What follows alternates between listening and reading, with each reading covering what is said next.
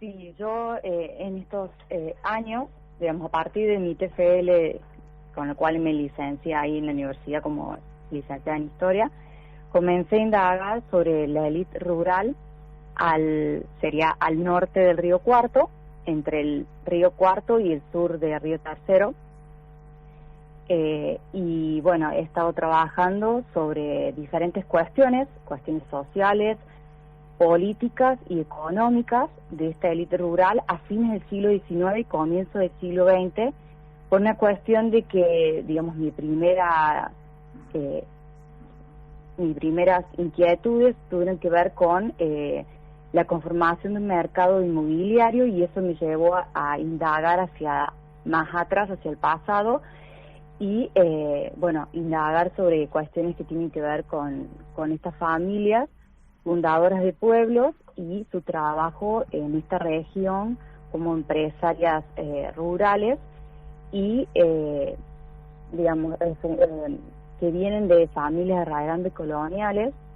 Entonces fui observando diferentes estrategias que han ido desarrollando a lo largo de la segunda mitad del siglo XIX y principios del siglo XX. Bien. ¿Y cómo se ha producido esa distribución de tierras? La mayoría de esas tierras, como ya mencioné, tienen origen colonial, porque muchas de estas familias, sobre todo, por ejemplo, la familia Molina, ellos proceden de Digna Prosapia, que es la familia Molina Navarrete, y ellos venían como acompañando a la expedición que vino con Jerónimo Luis de Cabrera, y ellos, ese servicio a la corona, a cambio le otorgan una merced de tierra que ocupaba las pedanías de Tegua, Las Peñas y El Salto. Otras familias ya conformaron las estancias mucho posterior, como por ejemplo hacer la estancia de Las Peñas de la familia Berrotarán, y ya avanzado el siglo XIX, casi llegando al siglo XX, la familia Acuña formará la estancia Media Luna, que luego se va a convertir en la ciudad de Río Tercero. Esa es la región que en la actualidad me encuentro trabajando ya para mi tesis de doctoral, en cuanto a indagar sobre estas tres cuestiones: la tierra, el negocio y las familias, y cómo se vinculan estratégicamente estas familias para conformar un mercado de tierra urbano. Luego, obviamente, de indagar cuestiones rurales, porque ese es el origen de los negocios aquí en la región, de esas familias. Qué interesante, ¿no? Cuántas aristas se abren con lo que nos estás contando. Y uno se imagina que en aquellos años la distribución de la tierra era, como se dice habitualmente, hasta donde llegue, o cómo se marcaban las tierras, cómo se produjo o cómo se dio inicio a la propiedad privada de estas familias. Bueno, primero, justamente, hubo toda una documentación con respecto a la distribución de las mercedes de tierras, pero ya siglo XIX hay muchos litigios sobre las mensuras, y hay una gran preocupación justamente de estas familias, después de ya que hay leyes que, digamos, protegen la propiedad pública, la propiedad privada. Tengamos en cuenta que en el siglo XIX ya hay todo un código que asegura la propiedad privada. Ya tenemos un Estado conformado que tiene leyes, tiene códigos, tiene una constitución, y estas familias justamente se van a preocupar por mensurar y deslindar las tierras. Por ejemplo, hay uno de estos juicios que tuve oportunidad de leer, y está esta preocupación. Hay abogados de por medio que litigan para que llegar a un acuerdo con sus vecinos para los límites, e incluso hay algo que es sumamente importante en esta época, que es que comienza a aparecer el alambrado como para definir las propiedades. Esto es nuevo y es incluso un recurso que utilizan las familias que es de mucho valor. Entonces eso habla también de la fortuna que tenían estas familias en este momento. Incluso también van a llevar adelante diferentes actividades que tienen que ver con la construcción de canales, acequias, y allí podemos ver también estas cuestiones de la fortuna que tenían estas familias en la región. Claro, claro. ¿Y cómo se relacionaban? Recién usted mencionaba que estas familias se relacionaron para manejar el mercado inmobiliario. ¿Cómo se dieron estos vínculos? Muchas de ellas son por cuestiones familiares, vínculos familiares, con diferentes miembros de la élite, no solamente cordobesa, sino también porteña, pero la mayoría, digamos, se da en ámbitos de sociabilidad. Estos son espacios donde la élite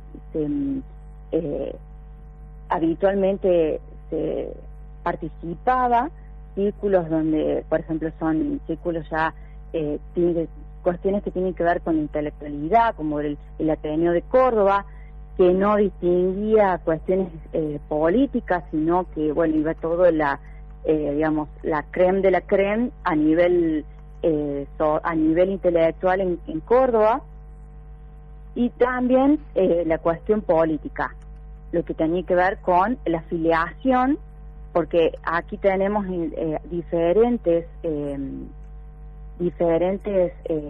digamos, vinculaciones políticas. Algunos estaban vinculados más al PAN, que es el Partido Autonomista Nacional, como por ejemplo la familia Berrotarán, pero otros tenían una vinculación partidaria hacia la Unión Cívica Radical, como fueron los Molina. Esto también les sirvió, esos contactos políticos les sirvió también conocer lo que iba a suceder posterior a avanzado ya el siglo XX, lo que iba a suceder en la región con la inversión de nuevas obras públicas del Estado y también privadas. Aquí se va a dar, por ejemplo, la construcción del puente carretero, que iba a unir el carril que lleva a une Córdoba con Río Cuarto, pero también el ferrocarril, el telégrafo nacional y otras obras, como por ejemplo un dique que es anterior al dique Piedras Moras, que después, bueno, esa obra hidráulica se va a suspender por una cuestión de inversión, porque estaba a cargo de británicos, y con el estallido de la Primera Guerra Mundial se suspende. Todas esas cuestiones hacen a que estas familias, esta coyuntura histórica propia de la región, sumado a cuestiones ya particulares de cada familia, del entorno familiar, hacen que se vuelquen a la fundación de los pueblos, y que todas, digamos, si bien tienen diferencias, por ejemplo, sumamente claras al nivel político, reaccionan de la misma forma fundando los pueblos. Bien. Realmente una historia muy apasionante, ¿no? Hemos visto que ha trabajado mucho sobre los Molinas, por lo menos por los trabajos que hemos observado. La verdad que es un tema sumamente apasionante. ¿En qué instancia está del trabajo para la tesis, profesora? Bueno, en este momento, por cuestiones de la pandemia y todo lo que todos conocemos, está, digamos, en un punto inicial. Si bien, como bien mencionaste, la familia que más profundizado en el trabajo es sobre la familia Molina, por el hecho de que, bueno, ya en ITFL venía abordándolo.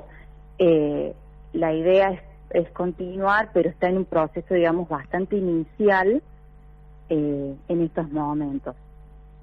¿Los Molina de dónde eran originarios? Son una familia española. Española. Uh-huh. Española, sí. Vinieron con la expedición de Jerónimo Luis de Cabrera, ellos. Bien, ¿y allí quedaron radicados por esta zona? Claro, con una merced de tierra al sur del río Tercero. en el departamento tercero arriba, ellos estaban localizados. Después le quedó la estancia El Salto, que tuvo una existencia en la región de 5 siglos. Recién en 1911 se disuelve esa estancia que continuaba siendo propiedad de la familia Molina, y esa estancia se va a conformar en esa estancia el pueblo de los Cóndores, y en la estancia de la Aventura, propiedad de Pedro C. Molina, se va a fundar lo que se va a conocer como Almafuerte después. Claro. ¿Y la Merced inicial de cuántas hectáreas o de qué territorio era aproximadamente? Las fuentes no dan cuenta de la extensión de las tierras, pero por otros estudios abarcaba las pedanías de Las Peñas, El Salto y Tegua. Pero las fuentes que yo he leído de catastrales no mencionan las leguas. En esa época se usaba la cuestión de medición de las leguas, no las mencionan. Pero en 1840 es cuando tiene la mayor extensión. La estancia llegó a medir más de 40.000 hectáreas. Profesora, muchas gracias por estos minutos. Seguiríamos hablando porque nos despierta mucha curiosidad, mucha intriga este tema tan apasionante. Muy amable, muchas gracias. Muchas gracias a ustedes. Buen día. Era la profesora Dayana López, quien es docente y investigadora de la Universidad Nacional de Río Cuarto, hablando sobre nuestra región. Las penas y las vaquitas se van por la misma senda.